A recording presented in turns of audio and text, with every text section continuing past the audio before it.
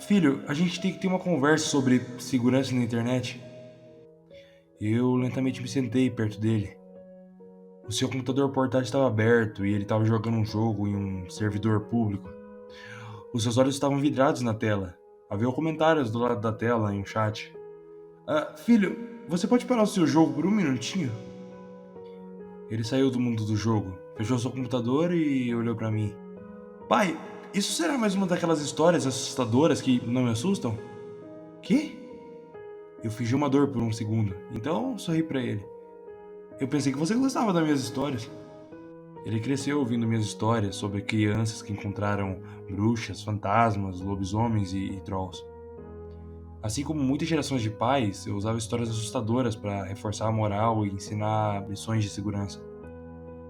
Pais solteiros como eu devem usar todas as ferramentas à sua disposição. Ele fechou a cara um pouco. Elas eram boas quando eu tinha 6 anos, mas agora eu tô ficando velho, elas não me assustam mais. Elas são meio idiotas. Se você vai contar uma história sobre a internet, você pode fazê-la muito assustadora? Eu fiquei espantado com a sua incredulidade. Ele cruzou os braços. Pai, eu tenho 10 anos, eu posso lidar com isso. Ok, eu vou tentar. Era uma vez um garoto chamado João. A expressão dele indicou que ele não tinha se impressionado com o terror da introdução. Ele suspirou e continuou a ouvir mais uma das histórias de seu pai. Eu continuei. João entrou na internet e entrou em vários sites infantis. Depois de um tempo, ele começou a conversar com outras crianças no jogo e em chats de jogos online. Ele fez amizade com um novo garoto de 10 anos de idade, chamado Helper 23. Eles gostavam dos mesmos jogos e programas de televisão. Eles riam das piadas uns dos outros. Eles exploraram novos games juntos, enfim.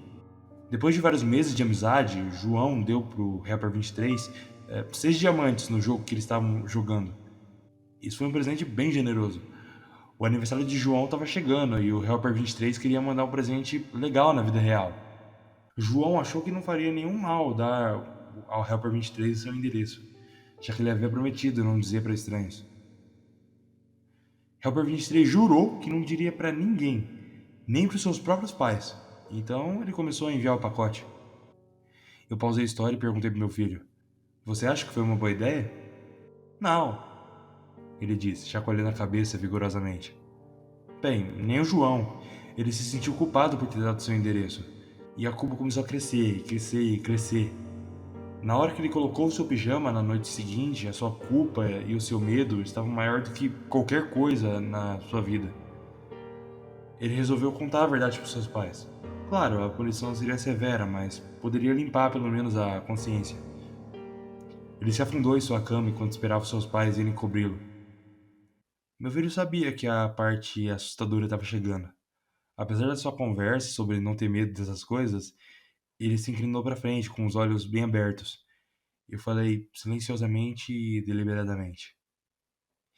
Ele ouviu todos os barulhos da casa: a máquina de lavar balançando na área de serviço, galhos batendo nos tijolos do lado de fora do seu quarto, seu irmão bebê balbuciando no berço, e havia alguns outros barulhos que ele não conseguia identificar.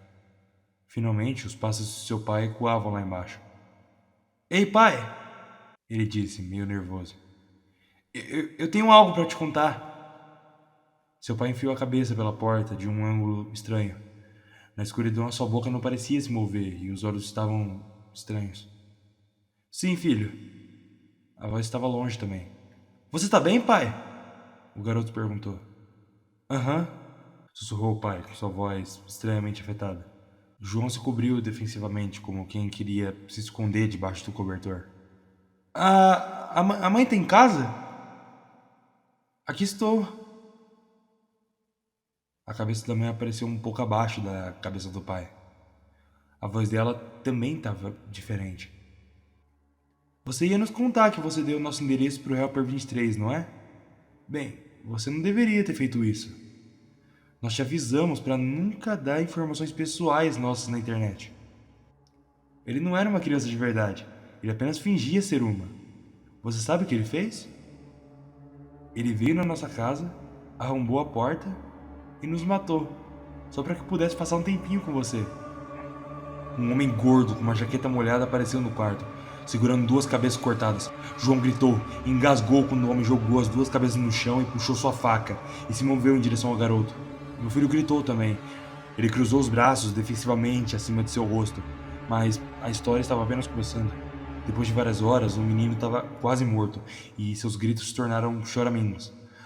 O assassino acabou percebendo o gemido do bebê no outro quarto e retirou a faca do corpo de João. O bebê teria um tratamento especial. Ele nunca havia assassinado um bebê antes e estava animado com a oportunidade. Helper 23 deixou João para morrer e seguiu os choros pela casa até o quarto da criança. No quarto, ele andou até o berço, pegou o bebê e o segurou pelos braços. Ele levou a criança até a mesa de troca para ter uma visão melhor. Mas, enquanto ele segurava o bebê, o choro parou. A criança olhou para cima e sorriu. Helper 23 nunca havia segurado um bebê.